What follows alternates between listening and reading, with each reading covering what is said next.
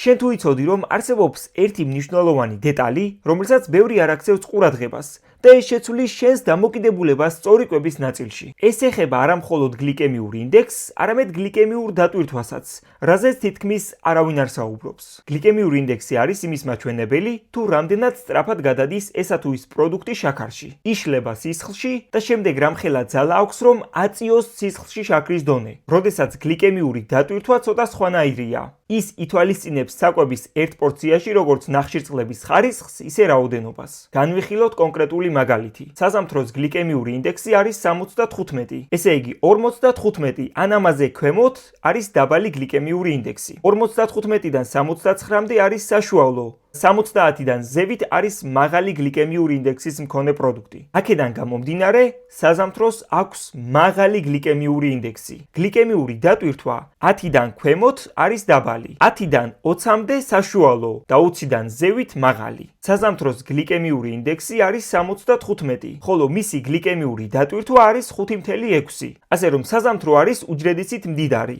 რაც ნიშნავს იმას, რომ ის არ გამოიწვევს სისხლში შაქრის დონის მომატებას. ჩვენ ვიცით, რომ მაღალი გლიკემიური ინდექსის მქონე საკვები იწვევს სისხლში შაქრის დონის სწრაფად მომატებას. დაბალი გლიკემიური ინდექსის მქონე საკვები კი გვთავაზობს შაქრის მომატებას უფრო ნელა და სტაბილურად. აქედან გამომდინარე, მხოლოდ გლიკემიური ინდექსით ვერ ვიმსჯელებთ და ვერ ვიტყვით, ესა თუ ის პროდუქტი ჯანსაღია თუ არა ჯანსაღი. გლიკემიურ ინდექსთან ერთად საჭიროა სხვა ფაქტორებიც გავითვალისწინოთ. გამოიწერე ჩემი გვერდი მეტი მსგავსი ვიდეოს სანახავად. ხოლო თუ გჭირდება პერსონალური დახმარება, რომ დაიკლო წონაში ჯანსაღად, კონსულტაციისთვის მომწერე პირადში და იქ განვაგრძოთ.